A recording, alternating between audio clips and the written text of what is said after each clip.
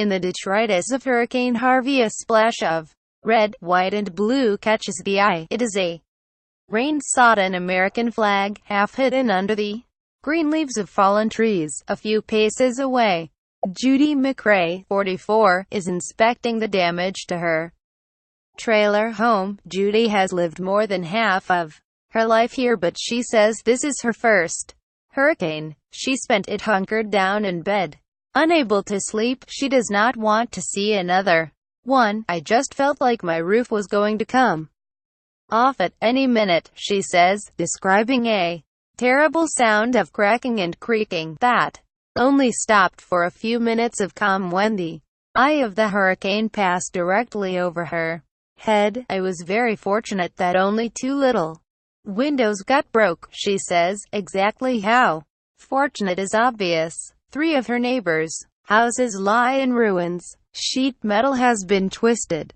out of shape and insulation foam hangs from the trees. Books and clothes are soaking in the rain.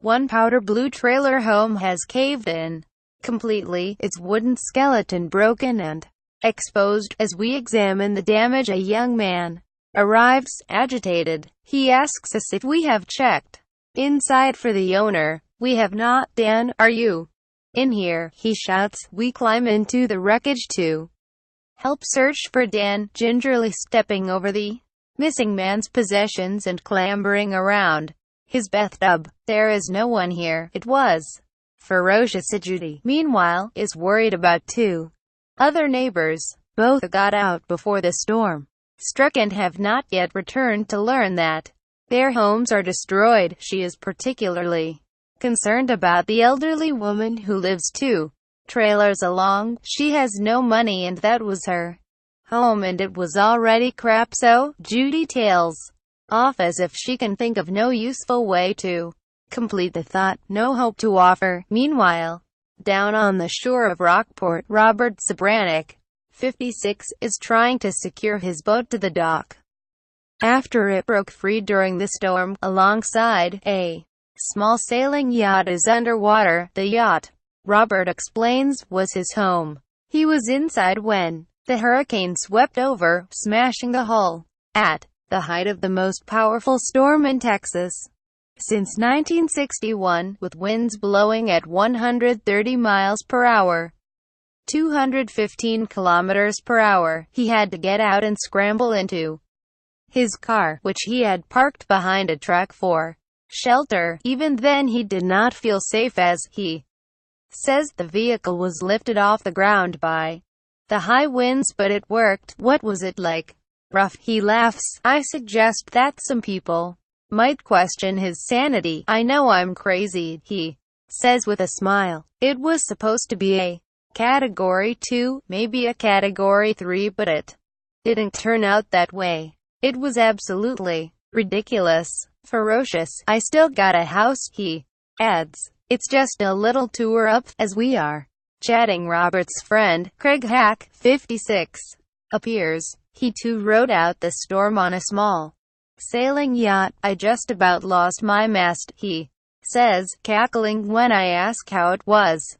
No brains, is his answer. Both men say they stayed because they wanted to be with their boat homes and their vehicles. They agreed that many folk like them would have lost money in the storm because they did not have insurance. Hardscrabble town here in this coastal town that is a familiar story of people struggling to make ends meet, let alone to thrive. Rockport was founded as a cattle abattoir and meat-packing port after the American Civil War of 1861 to 1865, named after its geology. It sits on a solid rock ledge. The town and its adjoining neighbor, Fulton, did well for many years, first on the beef trade and later thanks to fishing and shrimping. By the time the 20th century had dawned, a railway was bringing in tourists too. They still come, spending time and money boating and bird watching, with